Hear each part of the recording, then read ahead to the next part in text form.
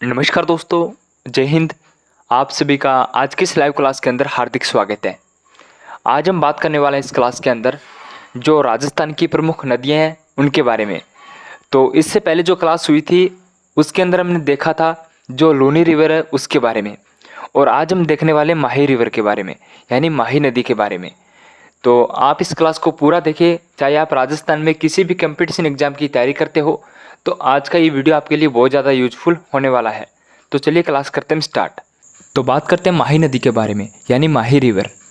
तो सबसे पहले हम देखेंगे इस नदी का जो उद्गम स्थल है वो कौन सा है, और ये जो विलय है कहाँ पे होती है, इसकी कुल लंबाई क्या है, और राजस्थान की कौन कौन सी जिले के अंदर ये बहती है, यानी अपवा क्षेत्र। तो नंबर 1 उद्गम स्थल मेहंद झील, एमपी, अमेरू हिल्स, विंध्य पर्वतमाला। यहाँ से अगर पूछूँ तो कौन सी झील से इसका उद्गम होता है, तो मेहंद झील। और कौन से स्टेट, एमपी से।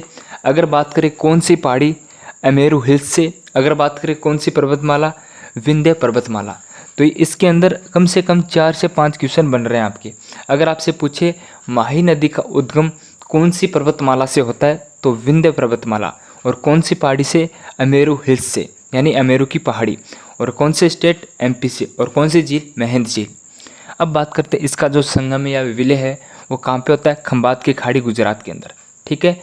और लूनी नदी का कच्छ के रण के अंदर, और इसका खंबात की खाड़ी गुजरात के अंदर।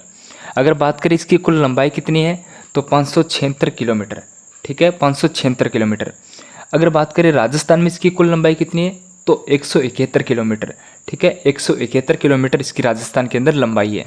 ये नवीनतम आंकड़े हैं, ये थोड़ा सा आप देख लेना। वैसे तो लंबाई के बारे में क्वेश्चन नहीं आता, तो थोड़ा बहुत आप देख लेना। अब बात करते हैं अपवा क्षेत्र या राजस्थान के कौन से जिले के अंदर ये बहती है, तो बांसवाड़ा, सर्वाधिक, डूंगरपुर, प्रतापगढ़। ये राजस्थान के 3 जिलों के अंदर बहती है, डूंगरपुर, बांसवाड़ा, प्रतापगढ़। और अगर बात करें सर्वाधिक कौन से जिले के अंदर, बांसवाड़ा के अंदर। और प्रतापगढ़ में जो बहती है इसे बोलते हैं कांठल। तो ये आप ध्यान में रखना, ठीक है, कांठल।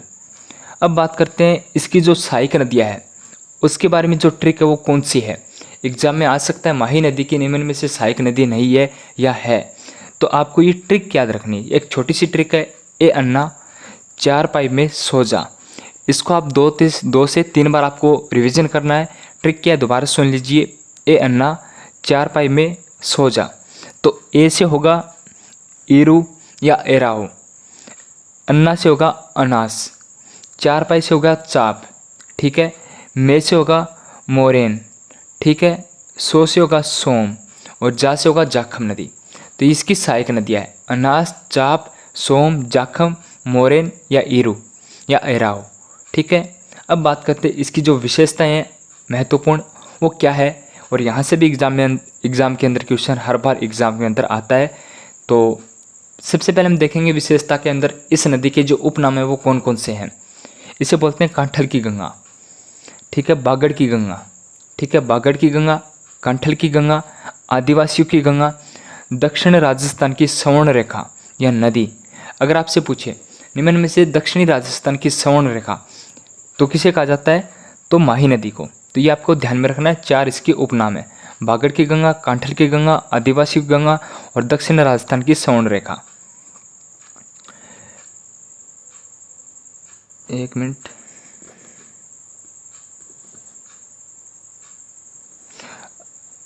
अब बात करते हैं इसका जो त्रिवेणी संगम है वो कौन से जिले के अंदर होता है या कौन से स्थान के अंदर होता है। तो एक स्थान है नवाटापुरा, ठीक है, नवाटापुरा। ये कहाँ पे, डूंगरपुर के अंदर है, ये आप ध्यान में रखना। नवाटापुरा डूंगरपुर के अंदर इसमें एक त्रिवेणी संगम होता है, और वहाँ पर एक धाम है, आप सभी को पता है, बणेश्वर धाम, ठीक है। तो कौन सी 3 नदियाँ है, सोम, माही और जाखम। अगर आपसे पूछे सोम, माही, जाखम का त्रिवेणी संगम कौन से स्थान पर होता है, नवाटापुरा डूंगरपुर के अंदर। और यहाँ पर एक मेला लगता है जिसे हम बोलते हैं बणेश्वर धाम, आदिवासियों का कुंभ। तो मैंने यहाँ पर थोड़ा सा आपको नहीं बताया, इधर राजस्थान में ये जो प्रवेश करती है माही नदी, ठीक है, ये मैं थोड़ा सा राजस्थान का नक्शा थोड़ा सा बना देता हूँ। ये दक्षिणी राजस्थान का जो नक्शा है वो बना रहा हूँ मैं, आप देख लेना, ठीक है। ये ऐसे है, तो यहाँ से ही प्रवेश करती है। यहाँ पर एक स्थान है खादू गांव, खादू गांव बांसवाड़ा के अंदर इस नदी का प्रवेश होता है, ये आपको ध्यान में रखना है। अब बात करते हैं ये जो इसका संगम होता है नदियों का, सोम, माई, जाखम का। और यहाँ पर एक मेले का आयोजन किया जाता है, बेणेश्वर मेले का। और ये कब लगता है? माघ पूर्णिमा को। माघ पूर्णिमा को ये मेला आयोजित किया जाता है और इसे हम बोलते हैं आदिवासियों का कुंभ।